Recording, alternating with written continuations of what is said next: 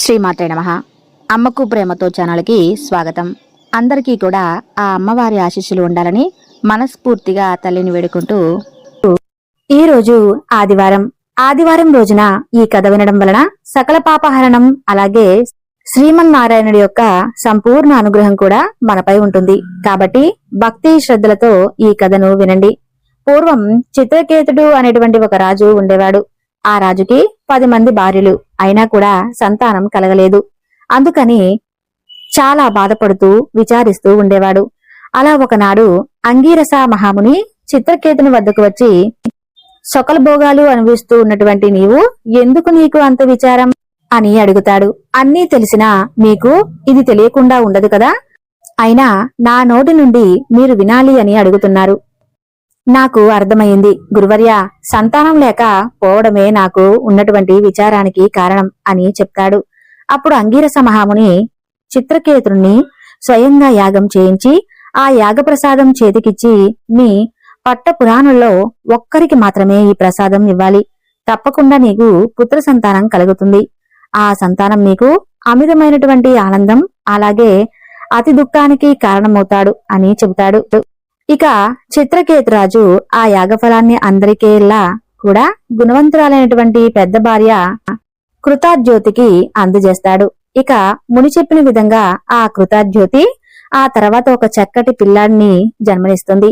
ఆ రోజు నుండి చిత్రకేతుని ప్రపంచమంతా కూడా ఆ రాకుమారుడే. కొడుకు పుట్టిన దగ్గర నుండి చిత్రకేతుడు కృతజ్యోతి అంతఃపురంలోనే గడుపుతుంటే మిగతా రాణులు అందరికీ కూడా అసూయ పుట్టుకొస్తుంది.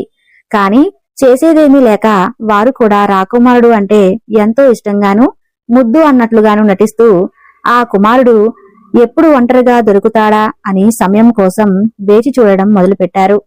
అలా రాకుమారుడు ఒంటరిగా ఆడుకునేటువంటి సమయంలో వీలు చూసుకుని పాలల్లో విషం కలిపి రాజకుమారుడి చేత త్రాగిస్తారు. విషం కలిపినటువంటి పాలు తాగినటువంటి రాకుమారుడు చనిపోతాడు. దాంతో చిత్రకేతు కృతజ్యోతి ఎంతగానో రోధించడం ప్రారంభిస్తారు. వారితో పాటు మిగిలినటువంటి రాణులు కూడా దొంగ ఏడుపులు ఎడవసాగారు. చిత్రకేతుడు దుఃఖంతో కృంగిపోయి పిచ్చివాడి వలె చనిపోయినటువంటి ఆ పిల్లాడిని తలుచుకుంటూ నిద్రాహారాలు కూడా మానివేశాడు. అలా ఉండగా ఒకసారి అక్కడికి అంగిరస మహాముని నారద మహర్షితో సహా కలిసి వచ్చి, చనిపోయినటువంటి నీ కుమారుని కోసం పరితపించేటువంటి రాజును చూసి ఆ మహర్షులు ఓదారుస్తూ చనిపోయినటువంటి కుమారుణ్ణి తలుచుకుని విలపించడం అవివేకం. ఇలా సంసార బంధంలో మునిగి జీవితం వ్యర్థం చేసుకోవద్దు. ఆ విష్ణువు భక్తితో కనుక తపస్సు చేస్తే తప్పకుండా నీకు మోక్షం కలుగుతుంది. కాబట్టి మోక్షాన్ని సంపాదించుకుని నారదుడు నారాయణ మంత్రాన్ని ఉపదేశిస్తాడు. ఇక నారదుడు చెప్పిన విధంగానే నారాయణ మంత్రోచ్చరణతో ఘోరమైన తపస్సు చేయసాగాడు చిత్రకేతుడు. తపస్సుకు మెచ్చినటువంటి విష్ణువు ప్రత్యక్షమై, నీ తపస్సుకు నేను మెచ్చాను, నీవు తప్పకుండా మోక్షాన్ని ప్రసాదిస్తానని చెప్పి ఒక విమానాన్ని ఇచ్చి అంతర్ధానం అవుతాడు. ఇక చిత్రకేతుడు వెంటనే విష్ణువుతో ఆత్మ అనుసంధానం చేసి సిద్ధిని పొందుతాడు. విష్ణువు ఇచ్చినటువంటి విమానంలో విహారిస్తూ చాలా కాలం సంతోషంగా గడుపుతాడు. అలా ఉండగా ఒకనాడు విమానంలో హిమగిరిలో ఆకాశ విహారం చేస్తుండగా ఒక చోట శివపార్వతులను చూస్తాడు.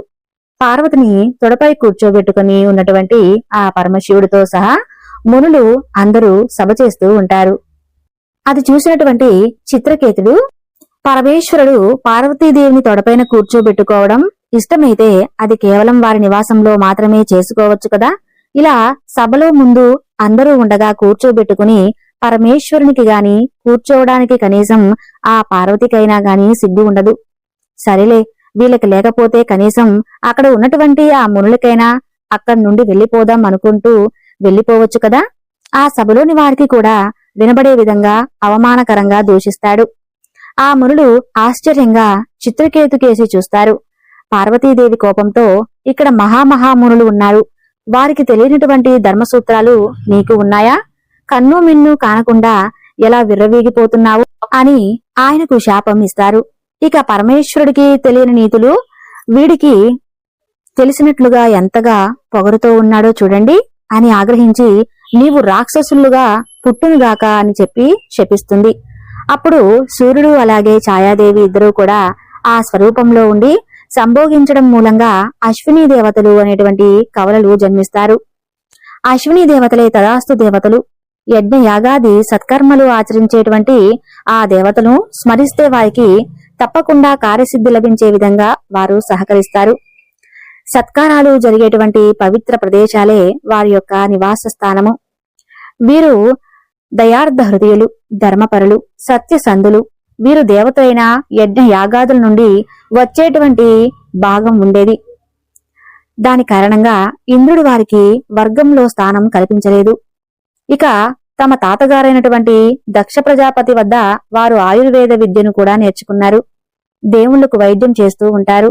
ఒక సందర్భంలో వృద్ధుడైనటువంటి చెందిన మహర్షికి యవ్వనం ప్రసాదించి అందుకు బదులుగా వారికి యజ్ఞ యాగాదులలో హవిస్సులో భాగం ఇప్పించమని కోరుకుంటారు.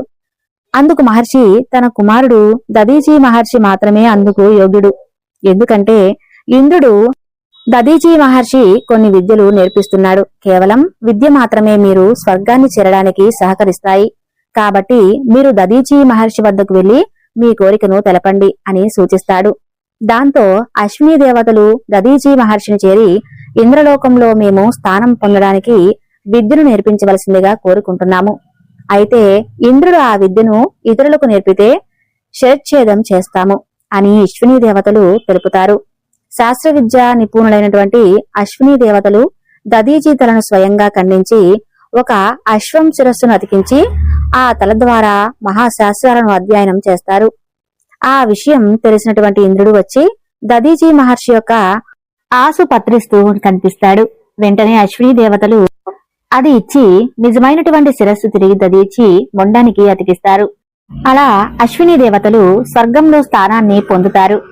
అలా 2 సార్లు చనిపోయి బతుకున్న మహర్షి అలాగే తాను ఎప్పుడు తలుచుకుంటే అప్పుడు చనిపోయి పరితపా శక్తి కలిగి ఉన్నవారు కేవలం దదీచి మహర్షి.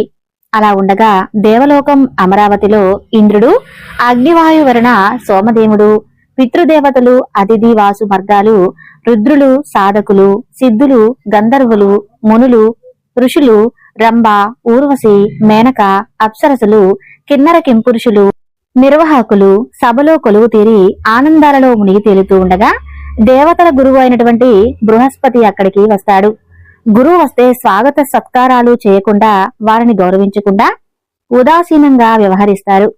ఇంద్రుడు ఆ విధంగా అగౌరవపరిచినటువంటి ఆస్పత్రికినై అక్కడి నుండి వెళ్లిపోతాడు. ఆ తర్వాత ఇంద్రుడు తాను చేసిన తప్పును గ్రహించి బృహస్పతిని కలుసుకోవడానికి వెళ్ళగా ఇంద్రుడు వస్తున్నాడని గ్రహించినటువంటి బృహస్పతి ఇంద్రునికి కనిపించకుండా మాయమైపోతాడు. బృహస్పతి యొక్క అనుగ్రహం కేంద్రానికి లేదని, యజ్ఞ యాగాల ఆవిస్సులు లేకపోవటం వల్ల దేవుల యొక్క బలం కూడా తగ్గిపోతుంది.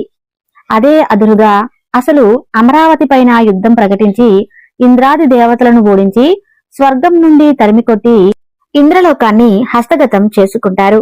అప్పుడు ఇంద్రుడు మిగిలినటువంటి దేవుళ్ళు బ్రహ్మ వద్దకు వెళ్లి శరణు కోరుకుంటారు. అప్పుడు బ్రహ్మ, మీకు గురువు యొక్క ఆవశ్యకత ఉంది, తన యొక్క మార్గ నిర్దేశనంలో మీరు తప్పకుండా నడుచుకోవాలని చెప్పి త్వష్ట ప్రజాపతి కుమారుడైన విశ్వరూపుడు అతి పిన్న వయసులోనే ఎన్నో యజ్ఞ యాగాలు చేసి బ్రహ్మజ్ఞానాన్ని సంపాదించాడు. కాబట్టి మీకు గురువుగా విశ్వరూపుడు సరైనవాడు, వెళ్లి విశ్వరూపుని గురుస్థానాన్ని స్వీకరించడానికి అర్థమని చెబుతాడు. అప్పుడు ఇంద్రుడు బ్రహ్మ యొక్క సూచన ప్రకారం విశ్వరూపుని వద్దకు వెళ్లి గురుస్థానాన్ని తీసుకోవాల్సిందిగా ప్రార్థిస్తాడు. ఇక విశ్వరూపానికి 3 ముఖాలు ఉంటాయి. తాను బ్రహ్మజ్ఞానం కలవాడినని, తనకు తరాతమా భేదం ఉండదని, దేవతల కోరిక మన్నించి గురుత్వం వహించి మీ కోరికల కోసం నేను యజ్ఞాలు చేస్తే నా బ్రహ్మ తేజస్సు తగ్గిపోతుంది కాబట్టి నాకు ఏ పదవులు వద్దని ఇంద్రుని కోరికను తిరస్కరిస్తాడు. ఇంకో మార్గం లేదు. ఇంద్రాది దేవతలు విశ్వరూప ప్రార్థించి తర్వాత ఎంతగానో వేడుకోగా చివరికి వారి కోరిక మన్నించి వారికి గురుతత్వం వహిస్తాడు. ఇంద్రుడు చేజారినటువంటి అమరావతి తిరిగి వచ్చేటువంటి మార్గం చెప్పమని కోరుకుంటారు. అందుకు విశ్వరూపుడు అసలు యొక్క సామర్థ్యాన్ని అంచనా వేసి ఇంద్రుడికి నారాయణ మంత్రం ఉపదేశిస్తాడు. నారాయణ మంత్రం యొక్క విశేషం ఏమిటి అని ఇంద్రాది దేవుడు కూడా విశ్వరూపుని అడగగా విశ్వరూపుడు నారాయణ మంత్రం యొక్క విశేషం చెబుతూ, పూర్వం సూర్యవంశరాజైనటువంటి అంబరీషుడు పరమ విష్ణు భక్తుడు. ఒకసారి తాను ఏకాదశి వ్రతం చేసినటువంటి క్రమంలో దుర్వాస మహర్షి యొక్క కోపానికి గురవుతాడు. అప్పుడు దుర్వాస మహామునిచే పంపబడినటువంటి రాక్షసి అంబరీషుడును చేరకుండా నారాయణ మంత్ర జపం వలన నారాయణ యొక్క సుదర్శన చక్రం కాపాడి అది దుర్వాస మహాముని చంపడానికి రాగా బ్రహ్మలోకం, విష్ణులోకం, అలాగే మహాశివుని ప్రార్థించినా కూడా లాభం లేకుండా చివరికి అంబరీషుడి వద్దకు వచ్చి దుర్వాసుడు క్షమాపణ కోరగా అంబరీషుడు విష్ణువును ప్రార్థించగా ఆ సుదర్శన చక్రం శాంతించి తిరిగి విష్ణువు వద్దకు చేరుకుంటుంది. అలా ఒకానొక సమయంలో కౌశికుడు అనేటువంటి బ్రాహ్మణుడు నారాయణ మంత్రాన్ని అనునిత్యం పఠిస్తూ ఉండేవాడు. అతను ఒకసారి ఎడారిలో ప్రయాణించవలసి వచ్చి ఏడాది మధ్యలోనే రాగానే అతనికి బాగా దాహం వేసి నాలుక అంతా కూడా పెడతపన పట్టి అక్కడికక్కడే ప్రాణాలు విడిచిపెడతాడు. అలా చనిపోయినటువంటి బ్రాహ్మణుల యొక్క శరీరం కుళ్ళిపోయి అస్థిపంజరం మాత్రమే మిగిలిపోతుంది. ఆయన మంత్రం యొక్క తేజస్సు అస్థికలను పాకుతుంది. అలా ఒకరోజు గంధర్వుడు తన భార్యతో కలిసి ఆకాశ మార్గంలో వెళ్తుండగా వారి విమానం కౌశిక బ్రాహ్మణ అస్థికలో ఉన్నటువంటి ప్రదేశం వద్దకు వచ్చి ముందుకు కదలకుండా అక్కడే కూలిపోతుంది. ఆ గంధర్వుడు తన భార్యతో పాటు బయట పడే వాళ్ళకి మహర్షి వద్దకు వెళ్లి జరిగినటువంటి విషయం తెలిపాడు. వాళ్ళకి మహర్షి తన యొక్క మనోనేత్రం చేయి కౌశిక బ్రాహ్మణ యొక్క ఆర్థిక గురించి తెలుసుకుని నారాయణ మంత్ర ప్రభావం వలన ఆ విమానం ఆకి కూలిపోయిందని, అస్థికలను సరస్వతీ నదిలో నిమజ్జనం చేసి ఆ తదుపరి ఆ విమానం కదులుతుందని చెబుతాడు. ఇక వెంటనే గంధర్వుడు మహర్షి చెప్పిన విధంగా చేస్తాడు. తిరిగి తన విమానం గగనతలంలోకి లేచి ముందుకు కదిలిందని నారాయణ మంత్రం యొక్క విశిష్టత తెలిపి విశ్వరూపుడు ఆచరించమని చెబుతాడు. ఇక నారాయణ మంత్రం సప్తాహం చేసే అంటే నారాయణ మంత్రమును 7 రోజులు ఆగకుండా సోమవారం ఉదయం 6 గంటల నుండి మొదలుకొని తిరిగి సోమవారం ఉదయం 6 గంటల వరకు జపించడం శాస్తాహం అంటారు. ఇలా నారాయణ మంత్రం శాస్తాహం చేస్తే నారాయణ మంత్ర ప్రభావంతో ఇంద్రుడు అసురులపైకి దండెత్తి భీకరమైనటువంటి యుద్ధం చేసి అసలును ఓడించి అమరావతిని స్వాధీనం చేసుకుంటాడు. అప్పుడు ఇంద్రుడు అమరావతిలో ఉండి భోగ భాగ్యాలు ఆస్వాదించమని విశ్వరూపుని కోరగా గురువులకు శిక్షలేందరం అంతకు మించి ఏమీ అవసరం లేదని తిరస్కరిస్తాడు. విశ్వరూపుడు యజ్ఞయాగాల ఆవేశులు తీసుకుని అవి ఇంద్రాది దేవతలకు ఇస్తుండేవాడు. అలా భీకరమైన యుద్ధం చేసిన దేవుళ్ళు తమ తమ ఆయుధాలను కొంతకాలం భద్రపరచాల్సి చక్రమహర్షి సుకన్యా కుమారుడైనటువంటి ధర్మజ్ఞాని తపస్వి శక్తి సంపన్నుడు అయినటువంటి ఆయన వద్దకు వెళ్లి ఆయన శాస్త్రమం శత్రువులను కూడా శాంతిపరిచేటువంటి శాంతివనం ఆ విధంగా దదీచి మహర్షి వద్ద దాయడం మంచిది అని చెప్పి ఏకాభిప్రాయానికి వస్తారు. దానికి దదీచి మహర్షి కూడా అంగీకరిస్తాడు. కాని దదీచి మహర్షి సతీమణి సువర్చల సాధువులు తటస్థంగా ఉండాలని, భావోద్వేగానికి గురి కాకూడదని, అంతేకాకుండా ఆ ఆయుధాలు అనేవి ఎప్పుడైనా సరే భౌతిక సంపద, అలాగే యుద్ధంలో ఉపయోగించబడతాయి కాబట్టి వద్దని తెలిపింది. కాని సహాయం కోరి వస్తే కాదనడం మహర్షుల ఆశ్రమం ధర్మ విరుద్ధం అని దేవతల యొక్క కోరికను అంగీకరిస్తాడు. అలా ఎంతకాలమైనా కూడా దేవుడు రాకపోయేసరికి వారి ఆయుధాలు అస్త్రాలు అన్నీ కూడా తుప్పు పట్టడం ప్రారంభమవుతాయి. దాంతో తన కమండలంలోని నీటిని తీసి నారాయణ మంత్రం జపించి వారి ఆయుధాలు అస్త్రాలన్నిటినీ కూడా నీటిగా మార్చి తన శరీరంలో పట్టించుకుంటాడు. దదీచి మహర్షి కాగా ఓటమి పాలైనటువంటి రాక్షసులు దేవునిపై పగ ఎలా తీర్చుకోవాలని ఆలోచించి రాక్షసుల గురువైనటువంటి శుక్రాచార్య వద్దకు వెళ్లి ఉపాయం అడుగుగా విశ్వరూపుడు తల్లి రచన మన రాక్షస సంతతికి చెందినది, అందుచేత వీరు విశ్వరూపుని వద్దకు వెళ్లి యజ్ఞాలలో హవిస్సులను తమకు ఇవ్వమని కోరవద్దని ఉపాయం చెబుతాడు. ఇక రాక్షసుడు అదే విధంగా విశ్వరూపుని వద్దకు వెళ్లి బ్రహ్మజ్ఞానం కలిగినటువంటి తనకు తన పర అనేటువంటి భేదాలు లేవు, రాక్షసులు కోరిన విధంగానే ఆ హవిస్సులో కొంత భాగం రాక్షసులకు ఇస్తూ ఉంటాడు. ఆ విషయం కొద్ది రోజులకు ఇంద్రుడికి తెలుస్తుంది. అప్పుడు ఇంద్రుడు యుక్త విచక్షణను మరిచి విశ్వరూపుని యొక్క 3 శిరస్సును కూడా ఖండిస్తాడు. 3 శిరస్సును ఖండించినట్లు ఇంద్రునికి బ్రహ్మహత్య మహాపాతకం చుట్టుకుంటుంది.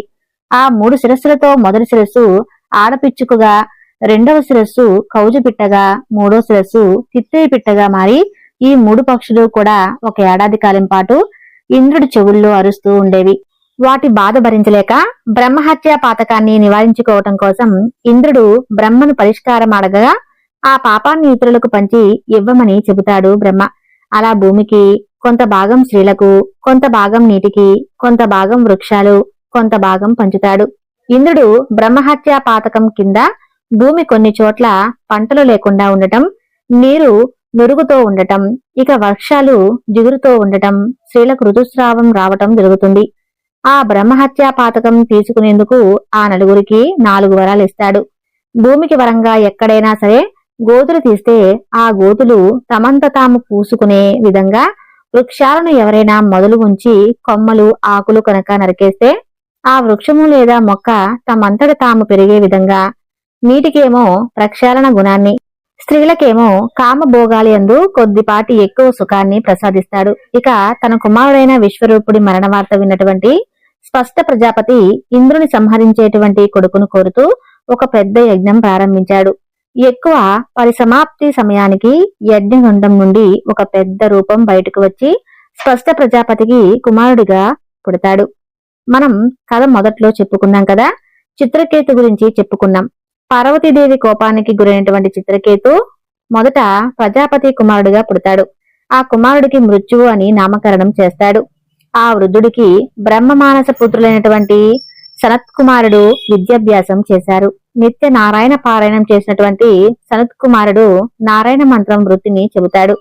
ఆ వృద్ధుడు సకల విద్యను అభ్యసించి తన తండ్రి కోరికను తెలుసుకుని ఇంద్రుని చంపినటువంటి శక్తి కోసం విష్ణువుకు భయంకరమైనటువంటి తపస్సు చేయడం ప్రారంభించాడు. తపస్సుకు మెచ్చిన విష్ణువు ప్రత్యక్షమై వరం కోరుకోమనగా, ఇప్పటి వరకు సృష్టిలో ఉన్నటువంటి ఎలాంటి ఆయుధం చేత కాని, వస్తువుల చేత కాని, ఇప్పటి వరకు సృష్టిలో ఉన్నటువంటి ఎలాంటి ఆయుధం చేత కాని తనను సంహరించబడకుండా వరాన్ని ఇవ్వమని కోరుకుంటాడు. దానికి విష్ణువు తదాస్తు అని వరమిస్తాడు. ఆ తర్వాత ఆ వృద్ధుడు అతి పెద్దగా అరుస్తూ ఆకాశమంతా పెరిగి ఇంద్ర ఎక్కడున్నావురా అని అంటూ పెద్ద గర్జన చేస్తాడు. ఆ శబ్దం విన్నటువంటి ఇంద్రుడు ఒక్కసారిగా ఉలిక్కి పడతాడు. వృద్ధుడు తన సైన్యంతో బయలుదేరి ఇంద్రాది పైన యుద్ధం ప్రకటిస్తాడు. ఇంద్రుడు దేవ సైన్యాన్ని వెంట పెట్టుకుని మృతుడితో యుద్ధానికి వెళతాడు. ఇంద్రుడు దేవుడు వేసినటువంటి అస్త్రాలన్నీ కూడా మృతుడు నోట్లో వేసుకుని చప్పరించేస్తూ, ఇంద్రుని బాణాలు, అస్త్రాలు, శాస్త్రాలు ఎందుకు కూడా పనికిరాకుండా పోతాయి. ఒక్కొక్క దేవుణ్ణి పట్టుకుని గిరగిరా తిప్పి అనంతంలోకి విసిరసాగాడు వృద్ధుడు. ఇలా పుట్టుక పరంగా బ్రాహ్మణుడు అయినటువంటి వృద్ధుడు అతను చేసేటువంటి రాక్షస పనులకు వృత్తాసురుడు అనేటువంటి పేరు స్థిరపడిపోతుంది. ఇక ఇంద్రుడు ఏం చేయాలో అర్థం కాక బ్రహ్మ వద్దకు పరుగులు తీశారు. బ్రహ్మ విష్ణువు యొక్క వరం గురించి చెప్పి విష్ణువు వద్దకు వెళ్లి అను చెప్పి సూచిస్తాడు. అలా ఇంద్రుడు మహావిష్ణువు వద్దకు వెళ్లి తమ బాధను మొరపెట్టుకుంటాడు. అప్పుడు మహావిష్ణువు, మీరు గతంలో దదీచి మహర్షి వద్ద ఉంచినటువంటి అస్త్ర శస్త్రాలు దదీచి మహర్షి నీటిగా మార్చి తాగాడు. ఆ విధంగా వజ్రతూల్యమైనటువంటి దదీచి మహర్షి వెన్నెముక నుండి తయారు చేసినటువంటి ఆయుధం వలన వృత్తాసురుని మరణం సంభవిస్తుంది. దదీచి మహర్షి వద్దకు వెళ్లి వెన్నెముక కోరవలసిందిగా చెబుతాడు. వెంటనే ఇంద్రుడు దదీచి మహర్షి ఆశ్రమానికి దగ్గరగా చేరుకుని దదీచి మహర్షిని తన అస్థికులు కోరడానికి ముందుకు కదలగా నిశ్శిష్టంగా నిల్చుని ఉంటాడు. అలా ముందుకు వెళ్ళలేకపోవటం చూసినటువంటి మిగిలిన దేవుళ్ళు ఇంద్రుని కారణం అడుగుతారు. అప్పుడు ఇంద్రుడు దదీచి విషయం మిగిలినటువంటి దేవుళ్ళు అందరికీ చెబుతాడు. ఇప్పుడు మనం ఆలోచించవలసినటువంటి సమయం కాదు. ఆ వృత్తాసురుడి నుండి మనం రక్షించేది దదీచి మహర్షి మాత్రమే. కాబట్టి మీరు వెళ్లి తీరాల్సిందే అని అక్కడ ఉన్నటువంటి దేవతలందరూ కూడా ఎందుకని ముందుకు తోస్తారు. అలా ఇంద్రుడు మిగిలినటువంటి దేవులను చూసినటువంటి దదీచి మహర్షి వారిని సాధారణంగా పిలిచి ఆయుధాలు నీటిగా మార్చి తగినటువంటి విషయం దేవతలకు చెబుతాడు. అంతటి ఇంద్రుడు వృత్తాసురుడు దేవుళ్లను ఓడించి ఇంద్రలోకం వశపరుచుకున్నారు. దాంతో మేమందరం కూడా మహావిష్ణువు యొక్క సూచన మేరకు మీ వద్దకు వచ్చామని, మీ యొక్క వెన్నెముక కావాలని, దాని ద్వారా వృత్తాసురుడు మరణిస్తాడని తెలుపుతాడు. అప్పుడు దదీచి మహర్షి తాను శాశ్వతమైనటువంటి జ్ఞానాన్ని పొందుతున్నానని, శ్రీ మహావిష్ణువు సూచించినటువంటి పరిష్కారం ప్రకారం తన యొక్క ఆర్తికలు ఇస్తానని చెబుతాడు. తాను చనిపోయే ముందు ప్రపంచంలోని అన్ని పవిత్ర నదులలో స్నానం ఆచరించాలని, తీర్థయాత్రకు వెళ్లడానికి సమయం కావాలని కోరుకుంటాడు. అప్పుడు ఇంద్రుడు అన్ని పవిత్ర నదుల యొక్క జలాలను తడిచి ఆశ్రమానికి తెప్పిస్తాడు. ఆ ప్రదేశం పేరు నైమిషారణ్యం. నైమిషారణ్యం ఈశాన్యం అనేది దదీచి యొక్క ఆశ్రమం ఉండేటువంటి చోటు. ఇప్పటికీ కూడా ఆ స్థలం ఉత్తరప్రదేశ్ లో ఉంది. ఆ నీటిలో స్నానం ఆచరించి స్వర్గం నుండి కామధేనువును పిలిపించి దదీచి ధ్యానంలో కూర్చుంటాడు. ఆ కామధేనువు దదీచి యొక్క శరీరాన్ని నాకడం ప్రారంభిస్తుంది. వెంటనే ఒక అద్భుతమైనటువంటి కాంతి దదీచి శరీరాన్ని విడిచిపెడుతుంది. దదీచి శరీరాన్ని కామధేనువు నాకగా చర్మము, రక్తము, మాంసము ఆవిరైపోయి కేవలం అస్థిపంజరం మాత్రమే మిగులుతుంది. అప్పటికే నిండు గర్భిణి దదీచి భార్య సువర్చల అక్కడ జరుగుతున్నదంతా కూడా స్వయంగా చూసి తట్టుకోలేక ఒక బాలుడిని ప్రసవించి పిప్పల చెట్టు అంటే రావి చెట్టు నీడలో వేసి తాను కూడా చనిపోతుంది. దదీచి అస్థికలు తీసుకుని ఇంద్రుడు దేవశిల్పి విశ్వకర్మకు ఇచ్చి ఒక ఆయుధం చేయమని చెబుతాడు. దదీచి యొక్క ఎముకలు నారాయణ మంత్రం తపంతో వజ్రం వలె మెరుస్తూ వజ్రంలాగా గట్టిగా ఉంటాయి. అస్థికలను విశ్వకర్మ అఖండమైనటువంటి అసాధారణమైనటువంటి అస్త్రాలను వజ్రాయుధమైనటువంటి అస్త్రాన్ని సారంగం, పినాకము, గండిము విలువలను తయారు చేసి ఇంద్రునికి ఇస్తాడు. ఇంద్రుడు 360 రోజులకు పైగా వృత్తాసురుడితో పోరాడి అలా వజ్రాయుధంతో వృత్తాసురుణ్ణి చంపేస్తాడు. చివరికి దేవతలు విజయం సాధించారు. అలా అమరావతిని, స్వర్గాన్ని తిరిగి దేవుడు స్వాధీనం చేసుకుంటాడు. దదీచి యొక్క ఎముకలతో తయారైనటువంటి ఆయుధాలతో మొదటిది వజ్రాయుధం ఇంద్రుడు తన వెంటే ఉంచుకున్నాడు. తర్వాత రెండవది సారంగం అనేటువంటి ఒక విల్లు. ఆ విల్లును శ్రీరాముడు వారు తీసుకున్నారు. అప్పుడు శ్రీరాముడికి సారంగదుడు అనేటువంటి పేరు కూడా వచ్చింది. ఆ విల్లు నుండి బాణం వెళితే గురి తప్పకుండా తగిలి తీరుతుంది. బకాసుర రావణాసి రాక్షసుల అంతం కూడా చూసింది. ఆ తర్వాత మూడవది పినాకము అనేటువంటి విల్లు. ధర్మాన్ని పునరుద్ధరించడం అనే ఉద్దేశంలో పరమేశ్వరుడు తన ప్రియ శిష్యుడైనటువంటి పరశురామునికి ఇవ్వగా అది సీతా స్వయంవర సమయంలో శివధనస్సు కాదు, తన పినాకమైనటువంటి ఆ విల్లు రాముడి చేతిలో పెట్టి ఈ పినాకమును విరవమని చెబుతాడు పరశురాముడు. ఆ తర్వాత రాముడి చేతిలో పినాకము విచ్ఛిన్నమవుతుంది. ఆ తర్వాత నాలుగోది గాండివం ఇంద్రుడు వరుణదేవుడికి ఇస్తాడు. గాంధవ దహనం సమయంలో వరుణదేవుడు అర్జునుడికి ఇస్తాడు. చాలా మంది గొప్ప యోధులను ఓడించి ఇంద్రాది దేవతలు సైతం పారద్రోలి కురుక్షేత్ర యుద్ధంలో ఒకే రోజు 7 అక్షోహీనుల సైన్యాన్ని చంపి ఒక చరిత్రను సృష్టిస్తాడు. ఆ తర్వాత యుద్ధంలో అర్జునుడు గాంధీవ దాడి వస్తున్నాడు అనగానే అది విన్నటువంటి చాలా మంది భయపడి చనిపోయారట. ఇది దదీచి మహర్షి గురించి, నారాయణ మంత్రం యొక్క విశిష్టత గురించి తెలిపేటటువంటి ఒక చక్కని కథ. ఈ వివరణ మీ అందరికీ నచ్చింది అని అనుకుంటున్నాను. ఈ వీడియో నచ్చితే తప్పకుండా లైక్ చేసి మన ఛానల్ ని సబ్స్క్రైబ్ చేయండి. సర్వే జన సుఖినో భవంతు.